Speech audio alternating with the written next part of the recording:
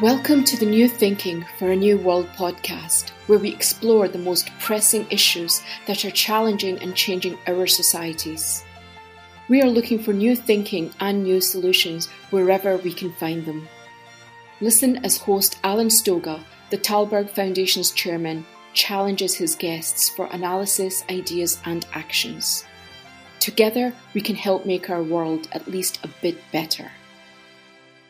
Earlier this summer, President Biden said, if we end up in a war, a real shooting war with a major power, it's going to be as a consequence of a cyber breach of great consequence.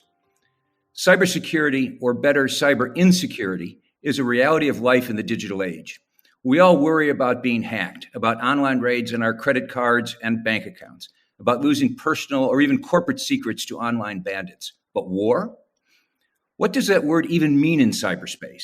If a government uses digital tools to disrupt a power grid or destroy nuclear research facilities, are those acts of war? What if a government allows a digital raid on another country's corporations or sensitive personal data? Could that lead to war, or is that just espionage in the 21st century? For that matter, who makes the rules of potential cyber warfare, if there even are any?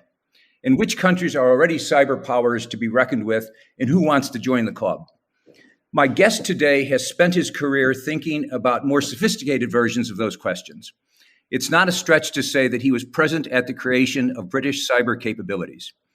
Marcus Willet spent 33 years at the UK's Government Communications Headquarters, which is his country's signals intelligence and cybersecurity agency. Welcome, Marcus. Hello, and thank you very much for this opportunity to talk with you. Let's skip the warm-up, be impolite, and go directly to the punchline. As more and more of our reality goes online, cyber risk inevitably rises. Isn't something as dramatic as Biden's shooting war almost inevitable, on purpose or by mistake?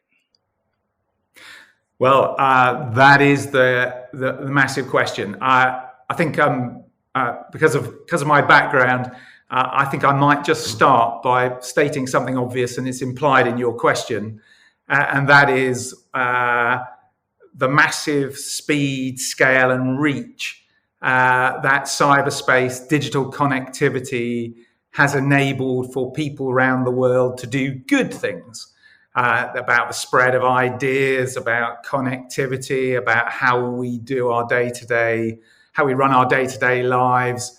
And indeed, hasn't the recent pandemic showed how much we've come to rely on cyberspace for keeping in touch with loved ones and just doing our day-to-day jobs.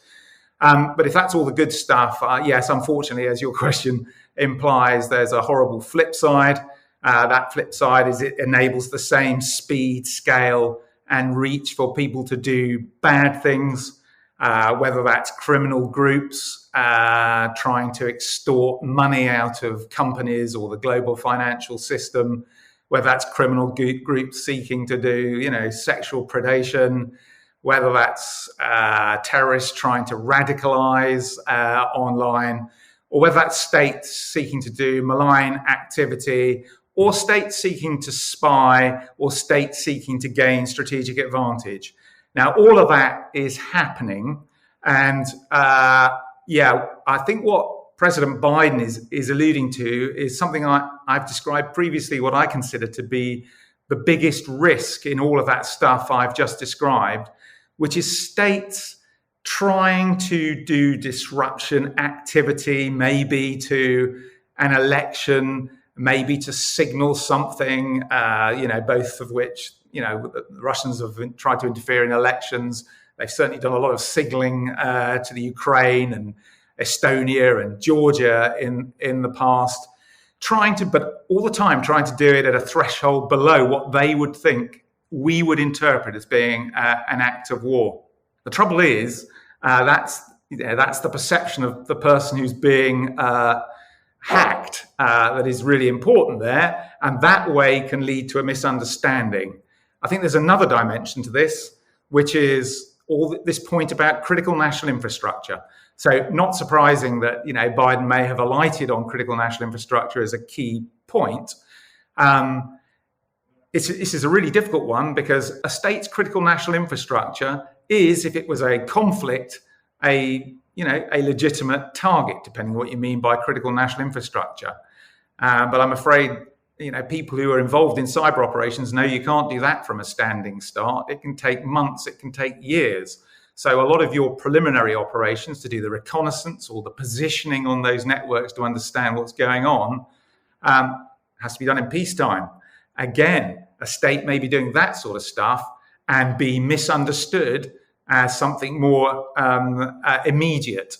And then you get to something like the SolarWinds hack, ostensibly for the purpose of espionage. But, it can look like espionage, but it could get to places on your critical national infrastructure which could be repurposed for something else. So how do you respond to that? So I think what Biden may be alluding to is, states who think they're trying to do espionage or reconnoiter or disrupt at thresholds below warfare, miscalculating, and it either being perceived as something more or it accidentally turning into something more through malware that misbehaves or something like that. I think that's the biggest risk. So I'm not surprised that President Biden is highlighting that. I'm sure we'll get onto the implications of what we try and do about that in a second. Well, there's so many threads to pull on. Maybe the one I'll start with is the rules and the norms, because clearly, as you just said, it's in the eye of the beholder, perhaps. Oh, I didn't mean to go to war. Oh, you just shut down my hospital system, perhaps by mistake, but you did it. So early this year at the G7 meeting, the foreign ministers called on Russia and China to bring their activities into line with, and I use quotes, international norms, unquote. Almost the same time, China described the United States as a champion of cyber attacks. It sounds a bit like the Wild West, but much more dangerous. So the obvious question is, are there norms or rules? Firstly, yes, there are norms of behavior in cyberspace, agreed internationally among states, but they're non-binding, and I think that they're so general in some instances to be open to interpretation. I think the debate is whether we need new international agreements, new international law. I have argued in the past, as has the State Department and as has the Foreign and Development Office here in the UK, that this isn't about new international law. This is about the application of existing international law, because in the end, this is all about an effect that is achieved in cyberspace, which is covered by existing international law. I am starting to worry that there's something more that is needed. And we've seen the US President Biden calling out the Chinese and the Russians for what he's describing as reckless and irresponsible cyber behavior. We've seen the UK in announcing some of its cyber capabilities, saying, well, we have been and will continue to be a responsible cyber actor. But I think that term, responsible cyber activity, has not been properly defined. And I think that's what is beholden on the international community at the moment, is to try and get to the root of what behaving responsibly in cyberspace really means. The way it has sort of got to the crux of what behaving responsibly on the high seas means, all by, with the use of missiles as opposed to barrel bombs or, cluster munitions. So there's something needed there. I want to pull on the international community. The international community is not behaving much like a community these days. So it raises the obvious question about assuming that we do need better definition of norms, perhaps of rules. Where, how, who? Is this a U.S.-China deal? Is it a U.S.-China-Europe deal? Is it the UN? Is there a framework where this could happen? Or do we need to think of a new framework, a new place, a new club? So that's, again, really interesting. And I think, it's easy for me to say, all of those things is probably part of the answer. But I think finding something for the US and China to need to talk about in terms of cyberspace, perhaps something that the US and Russia needs to talk about in terms of misbehavior in cyberspace is a good place to start, something that they might both all have a vested interest in. That's difficult, especially when I tell you that I think the answer might be something to do with cyber criminality. But cyber criminals are obviously extorting money out of all sorts of organizations around the world. And yes, those operating from Russian territory may not be doing anything against Russia, and it may be an issue that the Russian state is turning a blind eye. But I think it's no coincidence that, let alone the fact there was the Colonial Pipeline attack and the Kaseya attack, that President Biden chose that as the subject to raise with President Putin, because there is a subject where you can see it's less controversial than some of the state activity that's going on, and therefore is a subject that that you can find room for that dialogue. I think the same can be done with China, and this is all about starting that dialogue in a place where everybody has a vested interest and won't feel too threatened by the conversation. So I think cybercrime is a good place to start. And it's sort of all the different fora you've talked about. And through that dialogue, work out what happens next. As I say, I think this needs to lead to a conversation about responsible cyber activity. There is a wonderful cartoon, actually a New Yorker cartoon, showing two dogs typing at a computer with the caption, "On the internet, no one knows you are a dog." That's in effect the attribution problem. Attributing cyber attack is not straightforward, you know better than I. Is it country X or country Y, rogue actor disguised as country Z, or just plain criminal? Like in so many other spaces, the internet has lowered the barriers to entry in this business. I guess the question is, how important is it and how possible is it to identify who perpetrates a cyber attack and who does that identification? Well, I'm going to pick two things. I'm going to do attribution, and then I will also pick up your low barrier of entry point, both of which are really important. I think the important thing around attribution is that the idea has persisted that it's difficult to the point of impossibility to confidently attribute somebody who's intruding on your networks. So I don't think that's true.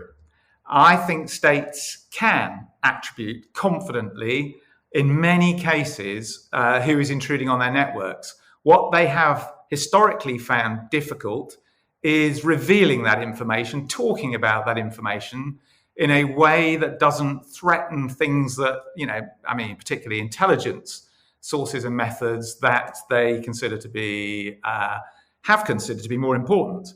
I think it's a really important point there, which is a threshold can be crossed when a state will decide actually it's more important to reveal that attribution than protect those sources and methods.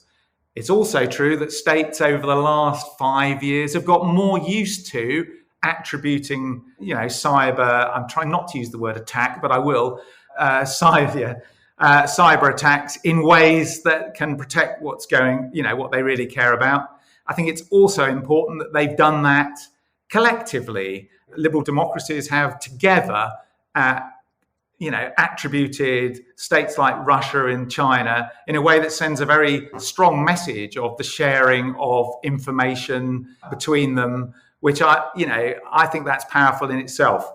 I think there's another really important point here, and that is in the US, the UK, and elsewhere, there has grown a cybersecurity in commercial sector that through close sharing of information with governments and a lot of through its own expertise have become very adept at confidently being able to attribute the people behind cyber intrusions themselves, as happened with the SolarWinds hack in the US. That is a strength of the US system. It's not a weakness that the NSA didn't do it. You don't want NSA crawling all over Microsoft, cloud providers. It's best if the private sector is doing that. So there's a really good example of the private sector in the US being able to detect and attribute and therefore disrupt a sophisticated, I've used the word sophisticated, but I'll stick with it, state cyber operation by the Russians. Now, the barrier to entry, I think this is a really important point, and the amount of cyber capability out there that is available on the open market, either stuff that's been developed to help, ethical hacking or pen testing with the cooperation of a network provider that you can find online, or the careless proliferation of capabilities by states. I can't not mention Israel and the Pegasus software that the NSO sold to people who perhaps it shouldn't have been sold to. So I think that that risk of sophisticated state capabilities ending up in the wrong hands, states with no qualms about how they might use it, criminals with no qualms about how they might use it, and worst of all, terrorists with very little qualm about how they would use it. I think there are really big risks there. It, by the way, is another subject you might find everybody has a vested interest in talking about and reaching some sort of international agreement about how you might think about the non-proliferation of state cyber capabilities. My worry in that regard is that something really bad might have to happen before states sit down. One can imagine this same conversation decades ago in the nuclear space. And if someone had gotten a hold of a weapon, had used that weapon, then in fact, we probably would have advanced much faster and in much more positive, immediate ways to stop proliferation before it got as wide as it is. Here we're in a space, in some ways not dissimilar. IISS, with you as a principal author, recently did a study that looked at and tried to quantify and qualify cyber power. You listed 15 countries as having significant cyber capability, of which the Americans are in a tier by themselves. Almost none of the names on the list surprised me. What surprised me was 15. That's a lot of players for a relatively early stage of this. It sets up a lot of potential competition. The question, is there any way to slow the cyber race? So firstly, I should be clear that that's 15 states that we assessed, rather than thinking that they were the 15 most capable. In fact, we deliberately, this was partly to test the methodology we were using. We assessed, I think it's about 8 of the most capable states, generally accepted, and then deliberately chose a bunch of states that people wouldn't think were amongst the most sophisticated to really test that methodology. But when doing that, consciously leaving out some of the more sophisticated states, which might indeed amount to about 15. So the spirit behind your question absolutely remains. It's an important qualification, but it makes it even worse. The pool is pretty crowded already.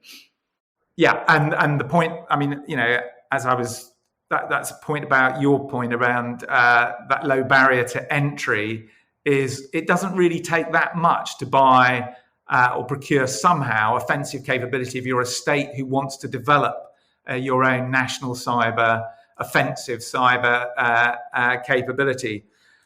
So what to do about it? I think it's unrealistic to think you can simply stop states aspiring to get an offensive cyber capability.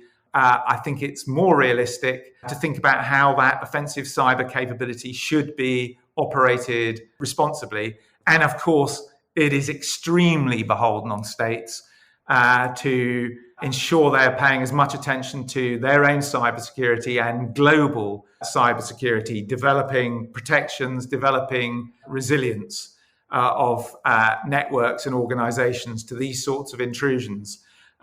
It's going to be a really complicated balancing act over which I think some sort of international agreement is going to be needed.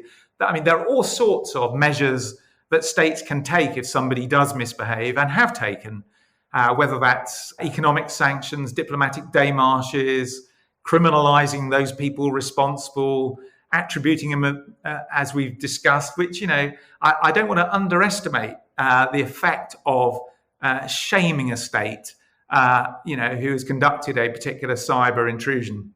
And I'm back to the attribution point here. If you're a state like Russia and China, you can very easily say, no, it really wasn't us, as confident as somebody who has said it was you. But of course, if it was you, you do know it was you, and you know that you've been detected and attributed, and that's going to send messages. So there are lots of things states can do today. My question is this: name and shame as a strategy, and it is a strategy. The obvious. We need a case study. So we've had the interference in American elections, the last several elections. And one can debate precisely who did what and when, but it's quite clear, it's accepted widely. We've named and shamed repeatedly. So what? Has it stopped? Has it reduced? Has it sent the message that that's unacceptable behavior, presumably to Moscow, to Beijing, to Tehran, and some other places? Or did they just say, we'll do it again next time? I will come back to the point that I do think there is an effectiveness in naming and shaming, because especially when it's done collectively. And you said about US elections. Well, there's plenty to say about UK elections, French elections, German elections, and many others.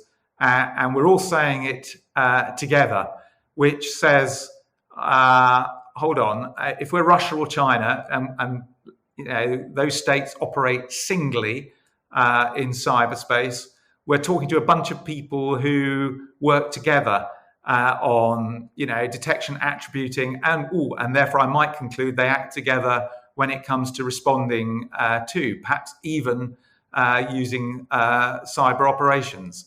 That has an effect, I would contend. But has it? Well, the jury is still out. Did the Russians try and interfere in the last presidential election the way they tried in 2016? No, but what was the reason behind that? Was it because they were called out before? Was it because they were deterred by what US Cyber Command did in the midterms to the Internet Research Agency in St. Petersburg to signal, hands off?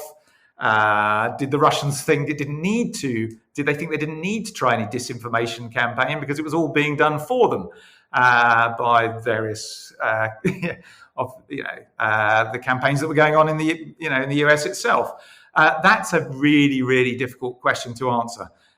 All I will note is, why have the Russians? There are some hints that as a result of Biden talking to Putin, the Russians may be thinking about trying to do something about it. I think we've just got to give that one chance to run. But at the moment, I reckon there is an effect of saying it was you, it's got to stop, especially when it comes to cyber criminality emanating from your territory. But I'm sure Biden talked more than that with Putin. If you feel that the world lacks global leaders, please help support the Talberg Foundation programs. Individual donations are being accepted at talbergfoundation.org/donate. That's TALLBERG foundation.org/donate. You mentioned in passing, and it is an extremely important topic, cybersecurity, because that's part of this entire equation. Can you protect yourself? Can you protect your national infrastructure? Can you stop the efforts to penetrate? I think states and organizations shouldn't assume they can protect entirely their networks. I think they should assume that an intrusion by a sophisticated actor, particularly a sophisticated state actor, or even, sadly, nowadays, the most sophisticated cyber criminal group, can get through whatever they do. But those sorts of intrusions and attacks are rare. There is the vast majority of stuff that is done in cyberspace by criminals and states even is at a threshold that basic cyber hygiene, of which, having the right sort of password, ensuring your You've got, a multi-factor authentication on who's accessing the network, on making sure the patching of your networks is up to date. That will stop the vast majority of stuff. So this isn't about despairing because somebody can get through and therefore forgetting, deciding you don't need to concentrate on your cybersecurity, your basic cybersecurity. Governments and organizations really, really do. And the theory goes that if they do, they will stop 90 to 95% of the stuff that's out there. But of course, there is another massive implication here. For that 5% that could still get through, it means they've got to think about their data, their information, and their networks in a different way. They've got to think about how they recover, and they've got to think about their resilience. How can they ensure, for example, that a cyber criminal group can't encrypt all of their data in a way that they can't recover it? So where do they store it? Do they duplicate? Do they have, several different backups? How are they managing their data? And, absolutely fundamental point here. This isn't about a technical thing that the chairman of the board can leave to their chief information and security officer. Because in the end, as many cyber intrusions have proved for many companies, this becomes about bottom line financial performance and becomes about bottom line reputation of the company. So it is a chairman of the board, CEO with the main board issue, just as it is for prime ministers and presidents with their national security councils. It's not left for their officials in the depths of the White House or the Pentagon or here Cabinet Office. Last question: what keeps you up at night as you think about the future in this space? So, what does it? I've been through, I think, some of the risks. I think what I'm aware in the middle of the night desperately needs to happen, I'll put it that way if you don't mind, is that there is a history in the UK in particular, but I think the same is true in the US, of saying very little about your own offensive cyber capabilities, how you are thinking about using them, all because they're sensitive capabilities, you're worried you might give away secrets. I think that needs to change, because until states like the US and the UK and some of the other states in that list of countries that you mentioned that we covered in that capabilities assessment, until those states start saying a bit more, and they can do it, I believe, without giving away, national secrets, it's almost impossible to arrive at that answer as to what behaving responsibly in cyberspace really means. Because unless they can demonstrate that they know what that means and they abide by what they say acting responsibly, offensively really means, we can't really get that conversation going internationally. So I think it is beholden on the UK and the